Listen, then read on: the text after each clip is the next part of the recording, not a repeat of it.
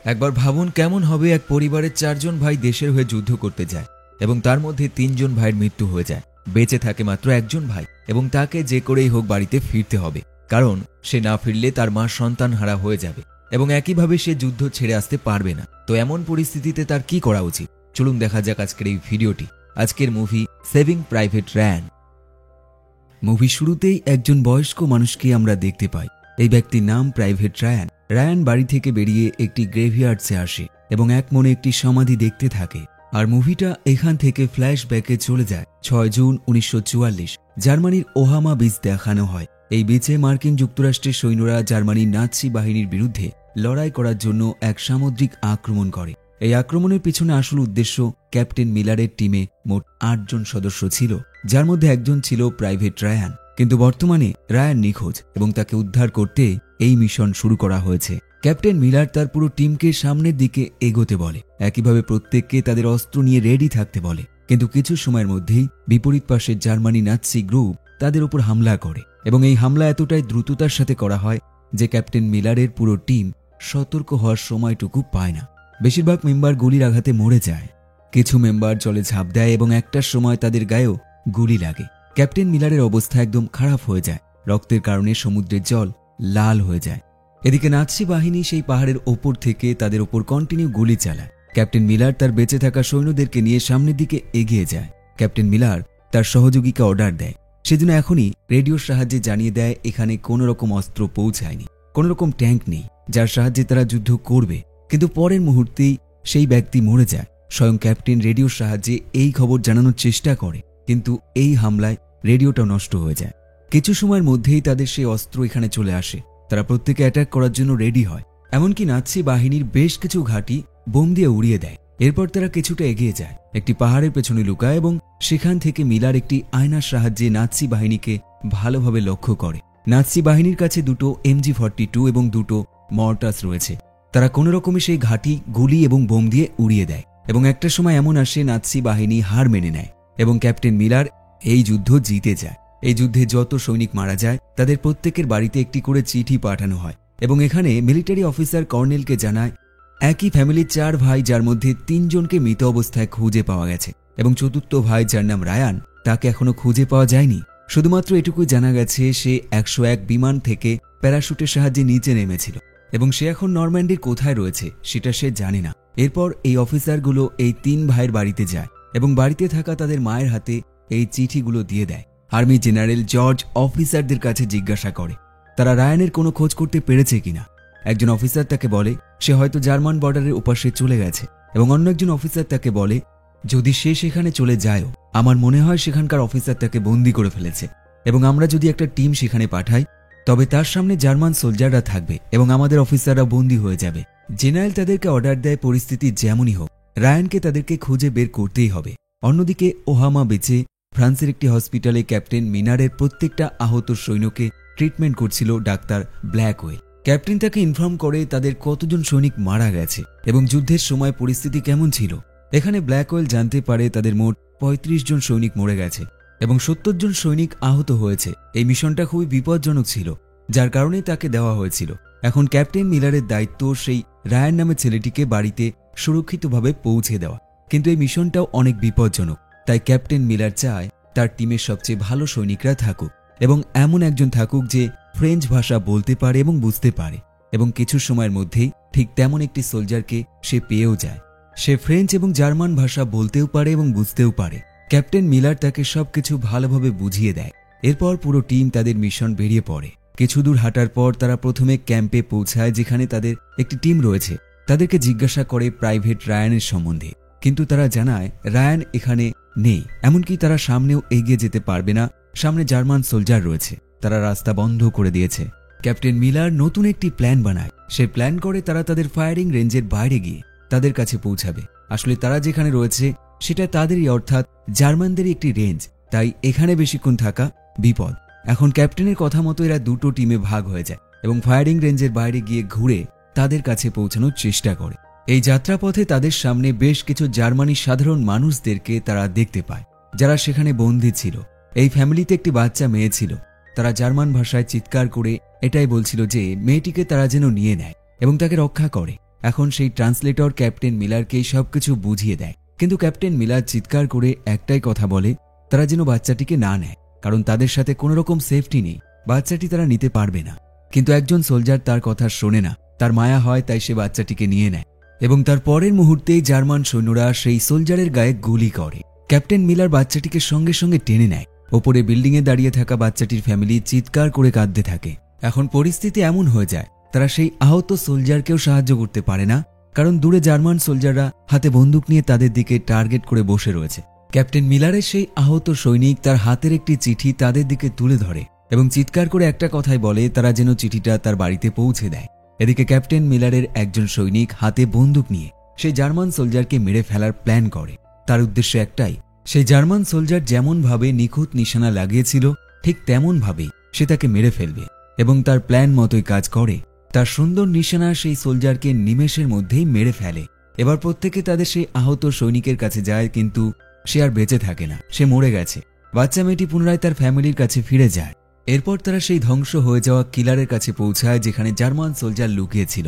তারা সেখানে বিশ্রাম নেওয়ার প্ল্যান করে, কিন্তু পরের মুহূর্তেই ধাক্কা লেগে পাশের দেওয়ালটা ভেঙে যায় এবং প্রথমবার তারা দেখতে পায় সেখানে একাধিক জার্মান সোলজার দুটো দলই একে অপরের দিকে বন্দুক ধরে। তারা প্রত্যেকে একে অপরের বন্দুক ফেলে দিতে বলে, কিন্তু কেউ কারো কথা শোনে না, যার ফলে ক্যাপ্টেন মিলারের টিম সঙ্গে সঙ্গে গুলি চালাতে শুরু করে এবং তাদের প্রত্যেককে মেরে ফেলে। কিছু দূর যাবার পর আবারও তারা তাদের আরও একটি টিম দেখতে পায় এবং এখানে ক্যাপ্টেন মিলার রায়ানের সম্বন্ধে খোঁজ করে। সেখানকার ক্যাপ্টেন রায়ান নামের একটি ছেলেকে ডেকে নিয়ে আসে। ক্যাপ্টেন মিলার রায়ানকে জানায় তার ভাই মরে গেছে, তাই তাকে এখনই বাড়ি যেতে হবে। এই কথা শুনে ছেলেটি কাঁদতে শুরু করে, কিন্তু পরে গিয়ে ক্যাপ্টেন মিলার জানতে পারে এই ছেলেটি সেই ছেলেটি নয়, এর নাম রায়ান, কিন্তু এটা সেই ছেলে নয় যাকে তারা খুঁজছে। তাই তারা আবারও তাদের যাত্রা শুরু করে। কিছু দূর গিয়ে তারা একটি চার্চ দেখতে পায়। তারা সবাই সেখানে পৌঁছায় এবং প্ল্যান করে রাতটা তারা এখানেই কাটাবে। এখানে আগের থেকে সার্জেন্ট হরব্যাট বসবাস করছিল। সার্জেন্ট ক্যাপ্টেনের সাথে অতীতের গল্প আলোচনা করে যে তারা কিভাবে যুদ্ধ করে এখানে এসছে এবং এভাবেই তারা 2 ঘন্টা টানা ঘুমিয়ে নেয় এবং সকাল হলে আবারও তাদের যাত্রা শুরু করে। কিছু দূর যেতেই তারা আরও একটি ক্যাম্পে পৌঁছায়। এখানে বেশিরভাগ সৈন্যই আহত হয়ে রয়েছে এবং ডাক্তার তাদের ট্রিটমেন্ট করছে। ক্যাপ্টেন মিলার এখানে থাকা ক্যাপ্টেনকে রায়ানের সম্বন্ধে জিজ্ঞাসা করে, কিন্তু সেই ব্যক্তিও কোনো রকম ইনফরমেশন দিতে পারে না। কিন্তু ক্যাপ্টেন এখানে জানতে পারে তাদের মিলিটারি প্লেন এখানে ভেঙে পড়েছিল এবং এখানকার ক্যাপ্টেনই ছিল সেই মিলিটারি প্লেনের পাইলট। সে অনেক রকম চেষ্টা করেছিল কিন্তু প্লেনটিকে বাঁচাতে পারেনি, কারণ প্লেন ছিল অনেক ওয়েট এবং সেটা এখানে ভেঙে পড়েছিল। যদিও সে বেঁচে গেছে এবং অনেক সৈন্য মরে গেছে। ক্যাপ্টেন মিলার এখানে থাকা প্রত্যেকটা ব্যাচ চেক করে যেগুলো প্রত্যেকটা সৈনিকের কাছে ছিল, কিন্তু এখানেও তারা কিছুই খুঁজে পায় না। মিলার অবশেষে চিৎকার করতে শুরু করে দেয়। সে প্রত্যেকটা সৈনিকের কাছে যায় এবং রায়ানের সম্বন্ধে জিজ্ঞাসা করে, কিন্তু কেউ তাকে কোনো রকম ইনফরমেশন দিতে পারে না। এবং অবশেষে একটি ছেলে এগিয়ে আসে যে কানে শুনতে পায় না। একটি বোম ব্লাস্টের কারণে তার কান নষ্ট হয়ে গেছে, তাই মিলার একটি কাগজে লিখে তাকে প্রশ্ন করে সে রায়ানকে চেনে কিনা। ছেলেটি জানায় সে রায়ানকে চেনে, এমনকি সে তাকে বলে তারা একই সাথে এখানে দেখা করার কথা ছিল এবং একটি ব্রিজকে রক্ষা করার দায়িত্বে ছিল, কিন্তু সেখানে পৌঁছায়নি। ক্যাপ্টেন মিলার ম্যাপ নিয়ে সেই লোকেশনটা চেক করে যেখানে ব্রিজটা রয়েছে এবং এরপর পুরো টিম নিয়ে সেই লোকেশনের উদ্দেশ্যে যাত্রা শুরু করে। কিছুটা যেতেই জঙ্গলের মধ্যে তারা প্রচুর মৃতদেহ দেখতে পায় যাদেরকে খুবই খারাপভাবে মেরে ফেলা হয়েছে। ক্যাপ্টেন মিলার দূরবীন দিয়ে দূরে একটি মেশিন গান দেখতে পায়। তারা প্ল্যান করে সেই জায়গায় যাবে এবং মেশিন গানটা কালেক্ট করবে, কিন্তু বাকি সোলজাররা এতে রাজি হয় না, কারণ তাদের মতে সেখানে জার্মান সোলজার থাকতে পারে এবং তাদের উচিত এখান থেকে অন্যদিকে চলে যাওয়া এবং এই কাজের দায়িত্ব এয়ারফোর্সের উপর দিয়ে দেওয়া। কিন্তু এয়ারফোর্স শুধুমাত্র একটি মেশিন গানের জন্য তাদের বারুদ নষ্ট করবে না। তাই ক্যাপ্টেন মিলার তার পুরো টিম নিয়ে এগিয়ে যায়। তারা সেখানে যেতেই যুদ্ধ শুরু হয়ে যায়। দুপাশ থেকেই একে অপরের দিকে বোম ছুটতে শুরু করে এবং এতে ক্যাপ্টেন মিলারের টিমের একজন ডাক্তার মরে যায় এবং ফাইনালি তারা এই ক্যাম্পটাও দখল করে ফেলে। এখানে একজন জার্মান সোলজার জীবিত অবস্থায় ছিল। প্রত্যেকে তাকে মেরে ফেলার জন্য এগিয়ে যায়, কিন্তু ক্যাপ্টেন মিলার তাদেরকে থামায় এবং বলে, এই মানুষটিকে দিয়ে আগে আমাদের যে সোলজার মরেছে তার কবর তৈরি করাও, তারপর গিয়ে একে মেরে ফেলো, কারণ এটাই তার শাস্তি। এই সবকিছু বলার পর ক্যাপ্টেন মিলার একপাশে যায় এবং কাঁদতে শুরু করে, কারণ সে আজ পর্যন্ত অনেক সোলজারকে হারিয়েছে যারা তার টিমের হয়ে কাজ করেছে। এরপর সেই জার্মানি সোলজার কবর খুঁড়তে শুরু করে, কিন্তু একইভাবে সে মার্কিন সোলজারকে বলতে থাকে যে সে হিটলারকে ঘৃণা করে। একইভাবে তাদের সম্বন্ধে সুনাম করতে শুরু করে। আসলে সে মরতে চায় না, আর এই কারণেই সে তাদের সুনাম করে এবং হিটলারের বদনাম করে। কিন্তু ক্যাপ্টেন মিলার তার এইসব কথায় কোনো গুরুত্ব দেয় না। তাকে টেনে নিয়ে আসে এবং তার চোখে একটি দড়ি বাঁধে এবং বলে, তুমি সোজা 100 মিটার এগিয়ে যাও এবং তারপরে তুমি চোখের দড়ি খুলতে পারবে এবং আমরা তোমাকে ছেড়ে দেব। মানুষটি চোখে দড়ি বাঁধা অবস্থায় এগিয়ে যায়, কিন্তু ক্যাপ্টেন মিলারের বাকি মেম্বাররা এতে মোটেও রাজি হয় না, কারণ সে জার্মান সোলজারকে ছেড়ে দিচ্ছে যারা সুযোগ পেলে আবারও তাদের উপর অ্যাটাক করবে। আর এই কারণে কার্ভিন নামের একজন সৈনিক এই মিশন এখানেই ছেড়ে দিয়ে চলে যাওয়ার প্ল্যান করে। ক্যাপ্টেন মিলার তাকে বোঝায় সে শুধুমাত্র রায়ানকে খুঁজতে বের হয়নি, বরং এই যুদ্ধে সাধারণ মানুষের অবস্থা কিরকম সেটা আমরা দেখতে বেরিয়েছি। তাই তুমি যদি চাও এই মিশন ছেড়ে যুদ্ধ করতে যাবে তবে তুমি যেতে পারো। এখন এই কথা শুনে ছেলেটি আবারও এই মিশনে যোগ দেয়। এরা আবারও তাদের যাত্রা শুরু করে। কিছু দূর যেতে তারা একটি ট্যাঙ্ক দেখতে পায় এবং প্রত্যেকে মাটিতে শুয়ে পড়ে এবং এই ট্যাঙ্কটা ছিল জার্মান সৈন্যদের এবং হঠাৎই অন্য পাশ দিয়ে মার্কিন সৈন্যরা তাদের উপর অ্যাটাক করতে শুরু করে। এরা প্রথম দিকে বুঝতে পারে না, কিন্তু যখন ট্যাঙ্কটা ব্লাস্ট হয় এবং তারপর তারা সেদিকে এগিয়ে যায় তখন তাদেরই অন্য একটা টিম সেখানে দেখতে পায় এবং মজার ব্যাপার হলো তারা এখানে প্রাইভেট রায়ানকে দেখতে পায়। ক্যাপ্টেন মিলার তাকে সব ঘটনা বলে দেয় যে কিভাবে তার 3 ভাই যুদ্ধ করতে গিয়ে মরে গেছে এবং সেগুলো বলতেই সে বেশ ইমোশনাল হয়ে যায়। ক্যাপ্টেন মিলার চায় রায়ান যেন বাড়িতে ফিরে যায়, আর এটাই তাদের অর্ডার, কিন্তু রায়ান তেমনটা করতে চায় না। সে বলে সে যুদ্ধ করতে এসছে এবং যুদ্ধের মাঝখানে সে যেতে পারবে না, কিন্তু প্রত্যেকে তাকে ওয়ার্নিং দেয় যে তাকে খোঁজার জন্য তাদের কতগুলো সৈনিক অলরেডি মরে গেছে। কিন্তু রায়ান তার বক্তব্য চেঞ্জ করে না। সে বলে সে তার ভাইদের মতোই এখানে যুদ্ধ করতে চায়, তাতে যদি তার মৃত্যু হয়ে যায় তবে সে যেন তার বাড়িতে তার মাকে এই ব্যাপারে জানিয়ে দেয়। আসলে এত বড় ডিসিশন নেওয়ার একটাই কারণ যে এখানে যে ব্রিজটা রয়েছে সেটাকে বাঁচাতে চায় এবং এটা যদি জার্মানরা জিতে যায় তবে এই পুরো শহরটাই তাদের হয়ে যাবে। ক্যাপ্টেন মিলার তার এই যুক্তিতে ইমপ্রেস হয়ে যায়, তাই সে ডিসাইড করে সে এবং তার পুরো টিম এই যুদ্ধে হেল্প করবে এবং এই যুদ্ধ জিতে যাওয়ার পরেই তারা রায়ানকে বাড়িতে নিয়ে যাবে। এখন ডিসাইড করে জার্মানরা কোন দিক দিয়ে হামলা করতে পারে এবং ক্যাপ্টেন মিলার তাদেরকে বোঝায় এই ধ্বংস হয়ে যাওয়া বিল্ডিংয়ের মাঝখানে তাদেরকে ফাঁসাতে হবে এবং এখানে যে নোংরা এবং আবর্জনা রয়েছে সেগুলো ব্যবহার করে আমরা একটি ব্যারিকেড তৈরি করব, যার সাহায্যে আমরা খুব সহজেই তাদের ওপর অ্যাটাক করতে পারবো। এখন এদের কাছে সমস্যা হলো এদের সৈনিক সংখ্যা কম এবং জার্মানদের যে বড় ট্যাঙ্ক রয়েছে সেটাকে আটকানোর মতো যথেষ্ট সৈন্য তাদের কাছে নেই। ক্যাপ্টেন মিলার প্ল্যান করে যদি সৈনিক সংখ্যা কম হয় তবে সমস্যা নেই, কিন্তু তাদের গোলা বারুদের পরিমাণ অনেক বেশি থাকতে হবে। এখন প্ল্যান মতো সবাই সেই গোলা বারুদ জোগাড় করতে শুরু করে দেয়। ডায়নামাইটগুলো তারা বিভিন্ন জায়গায় পুঁতে রাখে। এরপর প্রত্যেককে যে যার মতো পজিশন নিয়ে নেয় এবং এই যুদ্ধের পরিণতি কি হবে তারা কেউ জানে না। তাই কেউ কেউ এমন থাকে যারা গান শুনতে শুরু করে দেয়। অন্যদিকে ক্যাপ্টেন মিলার রায়ানের সাথে গল্প করে এবং তার 3 ভাইয়ের ছোটবেলার গল্প ক্যাপ্টেন মিলারকে শোনায় এবং ইচ্ছাকৃতভাবে সে হাসার চেষ্টা করে, কিন্তু তার 3 ভাইয়ের মৃত্যুর কারণেই তার মন থেকে হাসি বের হয় না। অন্যদিকে একজন সোলজার তাদেরকে খবর দেয় জার্মান সোলজাররা তাদের দিকে এগিয়ে আছে এবং তাদের সংখ্যা অনেক বেশি। ক্যাপ্টেন মিলার বন্দুক নিয়ে রেডি হয়ে যায় এবং তার সহযোগীরাও তাদের পজিশন নিয়ে নেয়। সময়ের মধ্যেই সেই বিশাল ট্যাঙ্ক এখানে চলে আসে এবং এই ট্যাঙ্কের আওয়াজে চারিপাশটা কাঁপতে শুরু করে, কিন্তু মার্কিন সেনাবাহিনী তাদের প্ল্যান মতোই কাজ করে। জার্মান সেনাবাহিনী যখনই তাদের এরিয়াতে প্রবেশ করে তারা সঙ্গে সঙ্গে সেই ডায়নামাইটগুলো ব্লাস্ট করতে শুরু করে এবং তারপর গুলি চালাতে শুরু করে। এতে ট্যাঙ্কের পাশে থাকা সৈন্যগুলোর মৃত্যু হয়ে যায় এবং ট্যাঙ্ক তবুও তাদের দিকে এগোতে শুরু করে।